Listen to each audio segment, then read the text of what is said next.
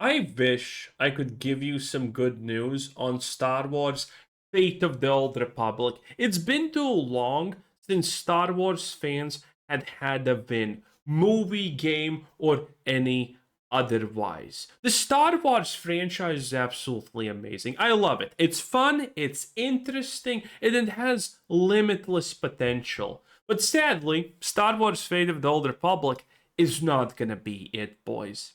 I already did a video roughly a week ago talking about how this thing, if made, is gonna be absolute woke garbage.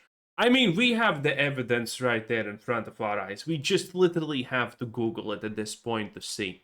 And it's not looking good in that terms. If this game is gonna be made, and yes, currently we have some news that may actually make it that this game does not even see the light of day in the first place. Maybe that's a good thing, honestly, at this point.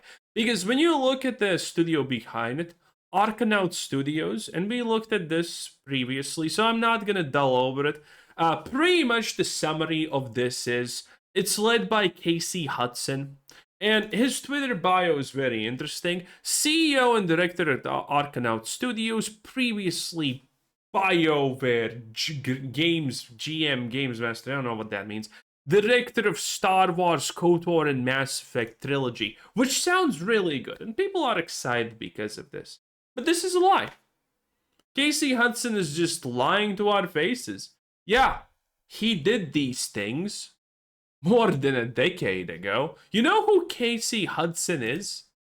He's the guy who was the vice president and studio general manager of BioWare when they made Dragon Age the Veilguard. Yes, he's the guy who proudly claimed previously, and for some reason no longer does, I wonder why, that he made Dragon Age the Veilguard. Yeah. Yes. And before that, Anthem. Anthem! There's not a lot of good here, and before that, Andromeda. This guy is 10 years too late to claim gamer cred, boys. And in summary, everyone in this studio is pretty much the same, except the arts dude. The arts dude does not have a visible impact of failure. I mean, I'm serious. Pretty much all of these people, when you look at them, their credentials, what they have done, they have, the last thing that they did, they worked at Dragon Age Veilguard. And the people who didn't either worked at Anthem, Mass Effect Andromeda, or the people who didn't work at any of those are literally all from the Outer Worlds 2/Avowed. I'm not kidding. I'm not kidding. We literally have a full fucking stacked deck of complete failures. So needless to say, this is not gonna work out. And by the way, proof that this is not gonna work out. Remember we looked at the Arcanaut Studios website previously? Well, yeah, now it looks like this. Yeah, now it looks like your typical fucking garbage. Who fucking knows where you're even supposed to click? You know what? And you know what else looks like this? Sendleon, the people who made an amazing game called Xwata 1348, and a bunch of other. This is like, if you see this, by the way, the cursor's invisible, okay? You need to click on these things.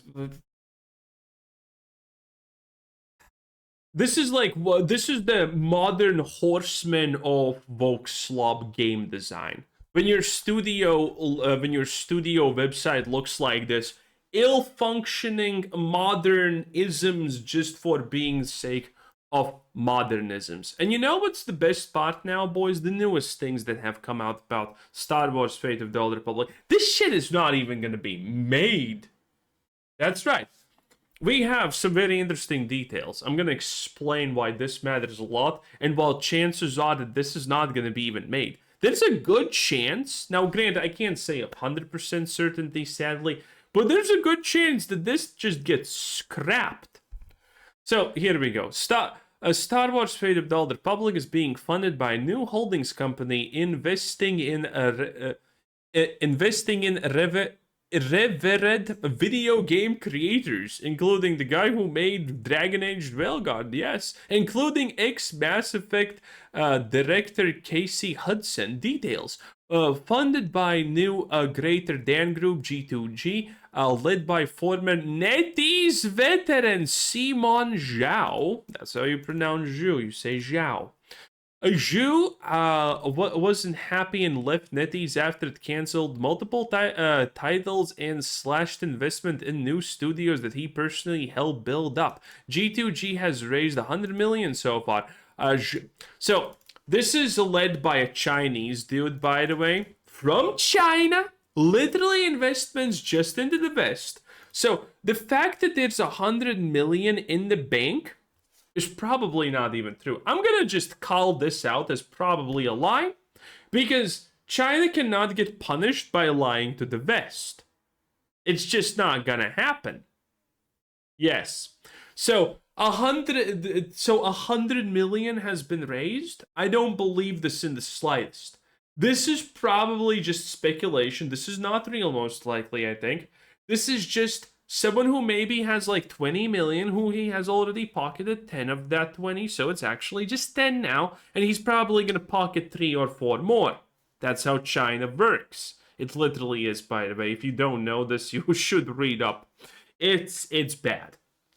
In any case, the idea here probably is to pretend that you're a big-time investor, find the best thing that looks good, and then get side investment. Effectively, if this sounds anything near to what kind of seems to have transpired with Ashes of Creation, then yeah, you would be spot on, because that's what Ashes of Creation also technically did. So this seems kind of like that sort of thing, because no one's just gonna have 100 million and not leverage it and put it into something, especially something like Casey Hudson, the guy who made Dragon Age the Veilguard and was proud of it. Zhu thinks the industry has overcorrected in the last few years by piling into trendier sectors, tech, AI, blah blah blah. Tencent has not done this, by the way, so this is not even true, because Tencent invests still in gaming and sees now as an opportunity to scoop up top undervalued talent to build something new. This is literally, by the way, just a sales pitch if you're following along. Fate of the Old Republic won't take hundreds of hours to play. Bigger isn't necessarily better. Like many branching RPGs, players can replay FOTOR and discover other storylines. Casey Hudson doesn't plan to use AI for FOTOR. I just find AI to be creatively soulless. I'm really in blah blah blah. Simon Zhu, you can have player satisfaction, you can have... Effectively, this is where the important stuff ends from the summary. Now, granted, it does continue on in the Bloomberg post, and the Bloomberg post takeaway by AI is actually pretty good, believe it or not. Simon Zhao, 40-year-old gaming executive, is launching a new holdings company called Greater Dan Group to invest and operate studios and video games around the world, which we already heard. Since this guy is from Tencent, chances are he's still actually connected to Tencent. So think of it, by the way, as just an extension of Tencent.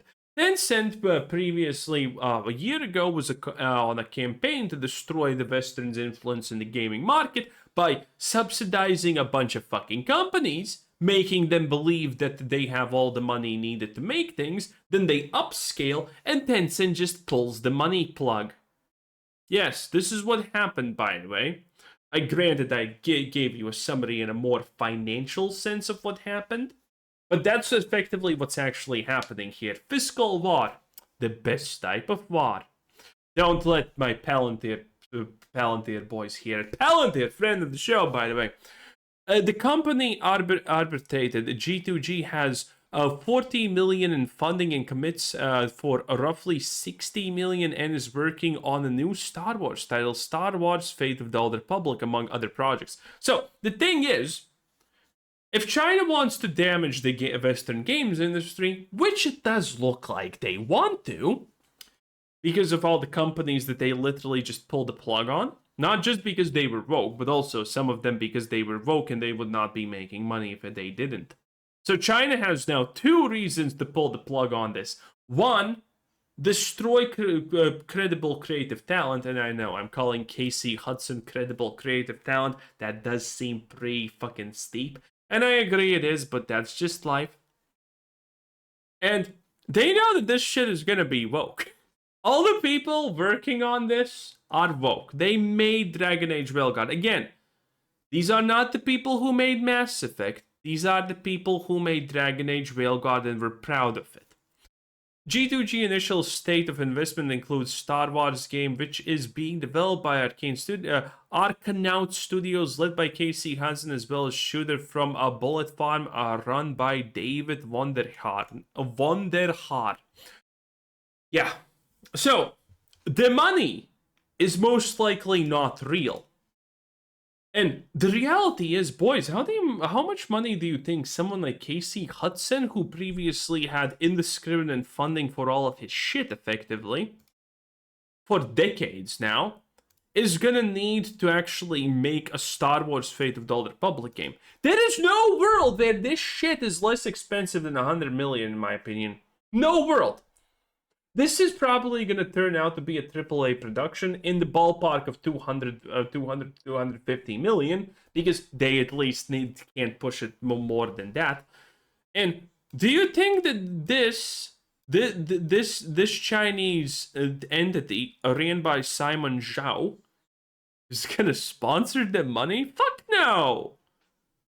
Absolutely not. This is a disaster waiting to happen.